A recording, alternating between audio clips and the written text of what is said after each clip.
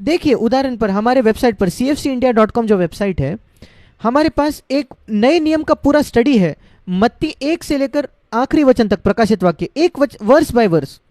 अगर आप वहां जाओगे और पहले पेज के बिल्कुल नीचे आपको मिलेगा cfcindia.com पे, आप पूरे नए नियम को पढ़ सकते हो और आपको एक स्पष्टीकरण मिलेगा हर वचन का, अगर आप चाहो तो।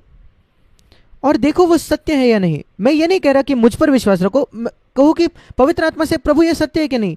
आपको सत्य से प्रेम करना है। जब आप बाइबल को पढ़ते हो उसको सामना करो और कुछ भी चीज बदलने के लिए तैयार हो जाओ, किसी को भी अप्रसन्न करने के लिए तैयार हो जाओ, एक गुस्से की बात से नहीं पर नम्रता से। दूसरा क्षेत्र जहां हमें सत्य से प्रेम करना है, कोई परिस्थिति में परमेश्वर आपको बताता है आप गलत हो, वो सही नहीं था जो तुमने किया, जो तुमने किया वो गलत था, सही नहीं था। जिस प्रकार तुमने बात की अपने पत्नी से वो सही नहीं था, आपने ऐसे बात नहीं करनी चाहिए एक मसीह पति होने के नाते। जिस प्रकार आपने पति से बात की, ये बिल्कुल ये वो तरीका नहीं है कैसे एक मसीह पत्नी ने बात करनी चाहिए। आप उसका विरोध कर सकते हो, नहीं नहीं नहीं प्रभु उसका वो योग्य है, वो लायक है ये सुनने के। हाँ, ऐसे लोग हैं जो प्रभु से वाद करते अपने मन के अंदर, वो अपने आप को धोखा के लिए खोल रहे हैं।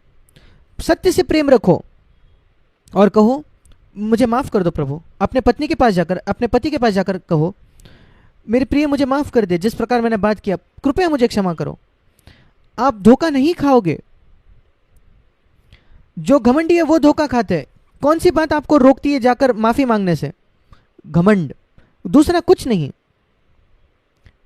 कैसे मैं अपने आप को नम्र करके दूसरे के आदर में कैसे मैं अपने आप को छोटा करूं, यह बेहतर है कि आपका जीवन साथी आपके विषय में कम सोचे, इससे बेहतर, और आप धोखा नहीं खाते, इससे बेहतर कि आपका जीवन साथी आपके बारे में बहुत सोचता है पर आप धोखा खाते हो, क्या फायदा। तो सत्य से प्रेम करो और पाप से उद्धार पाने की कोशिश रखो।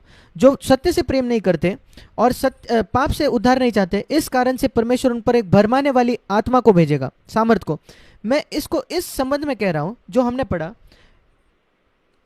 धोखा खाने का पहला चिन्ह जो आपने देखा मत्ती 24 में, अंतिम दिनों का पहला चिन्ह, कई झूठे भविष्यद्वक्ता आएंगे। फिर एक बार धोखा, दूसरी बात झूठे भविष्यद्वक्ता।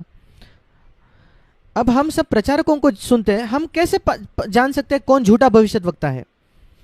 सबसे पहले अगर वो परमेश्वर के वचन के अनुसार बात नहीं करता, तो एक व्यक्ति जो कभी बहुत कम बाइबल को खोलकर बताता है, मैं उसको ज्यादा सुनूंगा नहीं। अगर एक व्यक्ति सिर्फ एक वचन शुरुआत में बोलता है उसके संदेश के शुरुआत में, और फिर बाद में आधा घंटा एक घंटा अपने विचार ही बोलते रहता है, मैं कहूँगा भाई आपको ये सब कहाँ से मिल रहा है, बाइबल से कहाँ मिल रहा है? मैं हमेशा चाहता हूँ कि मेरा जो कुछ प्रचार है वो बाइबल से बाहर आए। और सारी किताबें जो मैंने लिखी है, ये दूसरी बात, आप cfcindia.com पर जा सकते हो और मेरी सारी किताबें आप वहाँ पढ़ सकते हो फ्री में, मुफ्त में, या उनमें से कुछ आप सुन सकते हो ऑनलाइन मुफ्त में, उनमें से हर एक को। और ये जो 30 किताबें मैंने लिखी है, अगर आप उसमें से किसी को भी खोलो तो हर एक पन्ने पर, कोई भी पन्ना खोलो, आपको बाइबल के कुछ वचन मिल जाएंगे, एक वचन मिलेगा। उस प्रकार मैंने अपनी किताबें लिखी है, बाइबल पर आधारित। मैं कुछ कहता हूं और मैं कहता हूं देखिए ये वचन में, मैं कुछ कहता हूं और देखता हूं ये वचन में देखिए। मेरी सारी किताबें, हर पन्ने पर बाइबल से कोई वचन होगा, क्योंकि मैं कहता हूं मेरे शब्द कोई जरूरी नहीं है।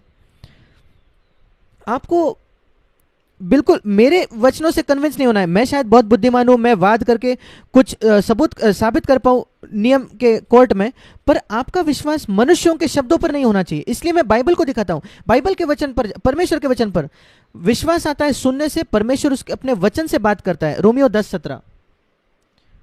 और इसलिए यह बहुत जरूरी है कि हम बाइबल को जाने। कैसे हम जान सकते हैं कौन झूठा भविष्यद्वक्ता है? हम जानते हैं कि ऐसे प्रचारक है जो प्रचार करते हैं, प्रचारक जो लिखते हैं किताबें, और कुछ लोग हैं जो कहते हैं कि वो भविष्यद्वक्ता है, वो भविष्य बता रहे हैं। ठीक है, मैं यही शुरू करना चाहता हूं। आज कई लोग हैं, विशेषकर कुछ डिनोमिनेशन में, जो कहते हैं कि वो भविष्य बता सकते हैं। मैं ये बताता हूं किसका अभी इलेक्शन में कौन जीतने वाला है, पॉलिटिकल का जो इलेक्शन होता है, मैं कहता हूं ये होने वाला है भविष्य में। अच्छा, बहुत आसान है पाना कि वो भविष्यद्वक्ता है क्या नहीं। वो रुक के देखिए कि वो घटना होती है कि नहीं, और फिर देखिए क्या होता है। अगर वो नहीं हुआ, वो व्यक्ति को लिख कर रखो कि वो झूठा भविष्यद्वक्ता है, कभी उस पर वापस विश्वास नहीं रखना, उसने कुछ भी क्यों ना कहे। और ये कई झूठे भविष्यद्वक्ता वो मन भी नहीं फिराते जब उनकी भविष्यवाणी झूठी ठहरती है, असफल होती है। आज भी हो रहा है, मैंने देखा है ये होते हुए कई बार मेरे जीवन में। मेरे साथ निकलिए बाइबल को, फिर एक बार बाइबल से दिखाता हूं ये सबूत करने के लिए।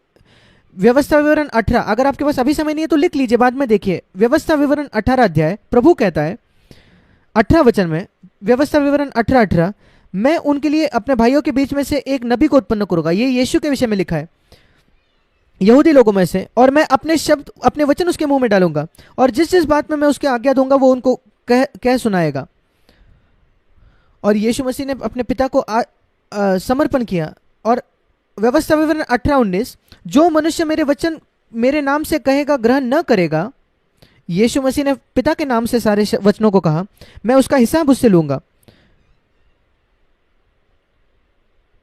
आप को याद है उस जब यीशु मसीह का रूपांतरण हो रहा था उस पहाड़ पर, पतरस, यूहन्ना, याकूब था, मत्ती 17 में हम पढ़ते हैं, मूसा और एलिया वहां आए, प्रकट हुए, और पतरस इतना अचंभित हो गया, वो कहने लगा, प्रभु हम यहाँ 3 तंबू बनाएंगे, एक तेरे लिए क्योंकि तू सबसे जरूरी है, और एक मूसा के लिए और एक एलिया के लिए।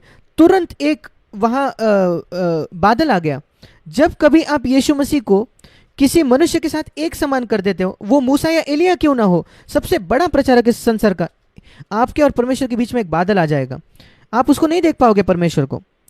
आपको लगता है कि क्यों परमेश्वर आपको दिखता नहीं, धुंधला लगता है? आपने किसी मनुष्य को यीशु के समान बना दिया है।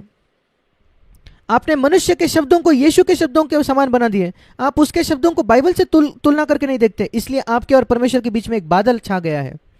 और जब वो बादल उठा दिया गया, एक वचन सुनाई गई उस रूपांतरण के पहाड़ पर, मत्ती 17 में, और उस स्वर्ग से आकाश ने उस वाणी को कहा, ये मेरा पुत्र है।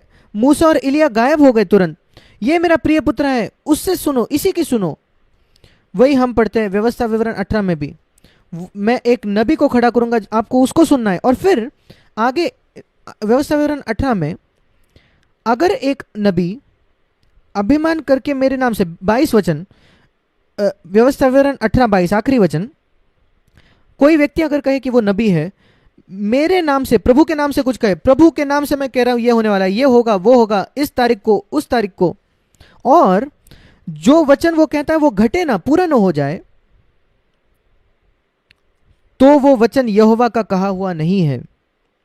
परंतु उस नबी ने वह बात अभिमान करके कही है, मतलब अभिमान से, घमंड से वो दावा करने लगा कि वो एक नबी है, और उसने कहा प्रभु ये कहता है।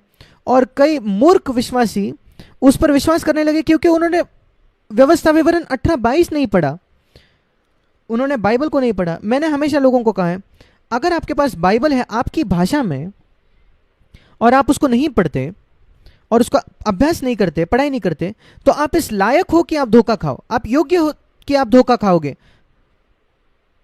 अगर आपके पास बाइबल है अपनी भाषा में और आप उसको नहीं पढ़ते और उसका अभ्यास नहीं करते, तो आप सिर्फ विश्वास करते हो कि ये व्यक्ति क्या प्रचार करता है, वो व्यक्ति क्या प्रचार करता है, यूट्यूब के संदेशों को सुनते हैं।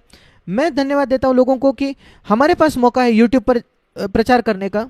2000 मेरे संदेश है यूट्यूब पर, आप उसको सुन सकते हो। पर ध्यान, सतर्क रहिए, सारे संदेश जो आप सुनते हो देखिए कि वो प्रचारक जो है वो बाइबल के वचन से बता रहे हैं या नहीं। सिर्फ जो कुछ आप सुनते हो उसको स्वीकार नहीं करना है। कुछ लोग बहुत अच्छे प्रभावशाली वक्ते होते हैं पर वो पवित्र आत्मा से अभिषिक्त नहीं होते। धोखा और नबुवतें, भविष्यवाणी जब वो पूरी नहीं होते, मैं बहुत अचंभित हूं कि कितने लोग ऐसे भविष्य वक्ताओं को सुनते हैं, नबियों को सुनते हैं जो कुछ नबुवत करते हैं और वो पूरा नहीं होता और वो वापस जाकर उसको सुनते हैं। फिर आप धोखा खाने के लायक हो, क्योंकि आप इसको तुच्छ जान रहे हो जो व्यवस्था विवरण 18:22 में लिखा है। मैं बिल्कुल कठोरता से कहना चाहता हूं मेरे भाइयों बहनों, क्योंकि मैं आपको मसीह में प्रेम करता हूं और मैं नहीं चाहता कि आप में से कोई धोखा खाए।